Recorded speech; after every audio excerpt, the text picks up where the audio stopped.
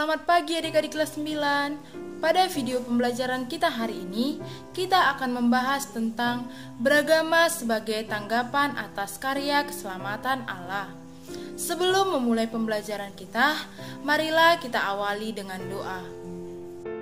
Marilah kita siapkan hati dan pikiran kita dalam nama Bapa dan Putra dan Roh Kudus. Amin. Allah yang penuh kasih, Engkau mengkehendaki agar semua umat manusia bahagia dalam rumah-Mu. Sudilah kiranya Engkau membimbing kami meski dengan cara dan di tempat yang berbeda-beda.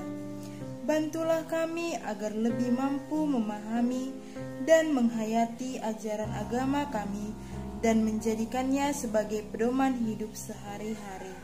Amin. Dalam nama Bapa dan Putra dan Roh Kudus. Amin. Adik-adik, pada pertemuan kita minggu yang lalu, kita sudah mendalami materi tentang Allah sumber keselamatan sejati. Karena Allah telah menawarkan keselamatan sebagai umat beriman, kita harus menanggapi tawaran karya keselamatan Allah tersebut. Nah adik-adik, pada pertemuan kita hari ini, kita akan membahas tentang beragama sebagai tanggapan atas karya keselamatan yang ditawarkan oleh Allah.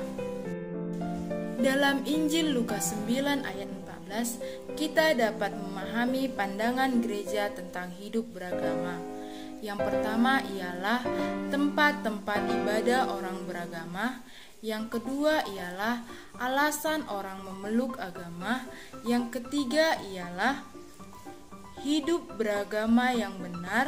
Yang keempat, Nostra Aetate art 1. Dan yang kelima, Injil Matius 5 ayat 17 sampai dengan 48. Baiklah adik-adik, kita akan menjelaskan maksud dari kelima pandangan gereja tentang hidup beragama. Kita mulai dari yang pertama, tempat-tempat ibadah orang beragama. Kita tahu bahwa di Indonesia ada 6 agama yang diakui oleh pemerintah, dan ke-6 agama tersebut memiliki tempat beragama. Yang pertama ialah Katolik, tempat ibadahnya gereja. Yang kedua Protestan, tempat ibadahnya gereja. Yang ketiga Islam, tempat ibadahnya masjid. Yang keempat Buddha, tempat ibadahnya vihara. Yang kelima Hindu, tempat ibadahnya pura. Dan yang keenam Konghucu, tempat ibadahnya kelenteng. Alasan seseorang memeluk agama yang pertama ialah sebagai pembimbing dalam hidup. Maksudnya di sini ialah kepribadian seseorang adalah pengendalian dalam hidupnya.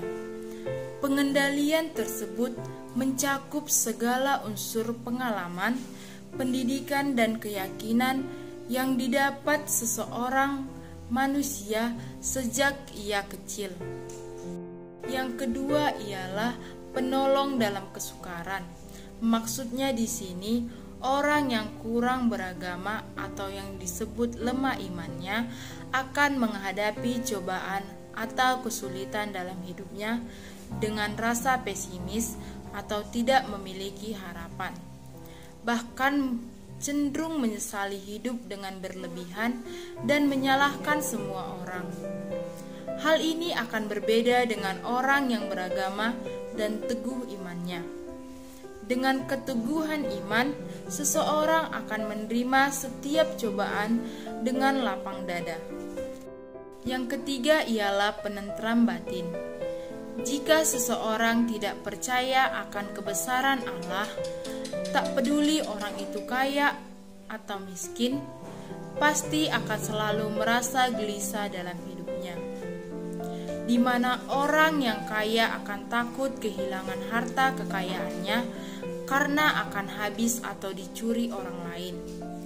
Dan orang yang miskin akan selalu merasa kurang, bahkan cenderung tidak mensyukuri hidup.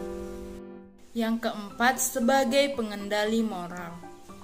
Semua manusia yang beragama dan beriman akan menjalankan setiap ajaran agamanya. Dalam ajaran agama manapun, akhlak sangat diutamakan dan dijunjung tinggi. Pelajaran moral dalam setiap agama sangat penting karena mengajarkan untuk menghormati orang lain, tapi tidak sama sekali tidak diperintahkan untuk meminta dihormati. 3. Hidup beragama yang benar. Yang pertama ialah patuh dan percaya kepada agama yang dianut. Yang kedua ialah beribadah dengan benar tanpa paksaan. Yang ketiga ialah mengamalkan norma-norma yang baik di dalam lingkungan. Yang keempat ialah saling toleransi dan menghormati agama yang lain. Dan yang kelima ialah mengikuti kegiatan rohani dengan tertib. Yang keempat, Nostra Aetate Ars 1. Nostra Aetate Ars 1 menyatakan bahwa yang pertama, Gereja Katolik memandang pentingnya hidup beragama dalam kehidupan manusia. Yang kedua, agama-agama memberikan jawaban atas pertanyaan-pertanyaan manusia tentang asal dan tujuan hidupnya, makna kematian, makna sakit dan penderitaan, dan rahasia kehidupan lainnya. Yang ketiga, semua agama mempunyai tujuan akhir yang sama, yaitu Allah. Dan yang keempat, melalui agama, manusia diberitahukan bahwa jawaban-jawaban atas pertanyaan tentang rahasia hidupnya ditemukan dalam Allah sebagai pencipta, penyelenggara, dan tujuan hidup manusia sendiri. Yang kelima, Injil Matius 5 ayat 17-48. Ditegaskan dalam Injil ini bahwa Yesus datang ke dunia bukan untuk meniadakan atau menghilangkan satu iota atau huruf dalam hukum Taurat, melainkan untuk menggenapinya. Yesus ingin menegaskan bahwa kebenaran seorang yang percaya kepadanya hanya yang berasal dari Kristus yang diperoleh dari iman. Baiklah adik-adik, pertemuan kita hari ini sudah selesai. Sebelum mengakhiri pertemuan kita, marilah kita berdoa terlebih dahulu. Marilah kita siapkan hati dan pikiran kita. Dalam nama Bapa dan Putra dan Roh Kudus. Amin.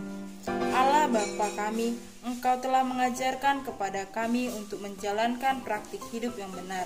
Bantulah kami agar hidup kami senantiasa bersandar kepada kehendak-Mu, dan kami dapat mengasihi sesama seperti Engkau sendiri telah mengasihi kami. Amin. Dalam nama Bapa dan Putra dan Roh Kudus. Amin.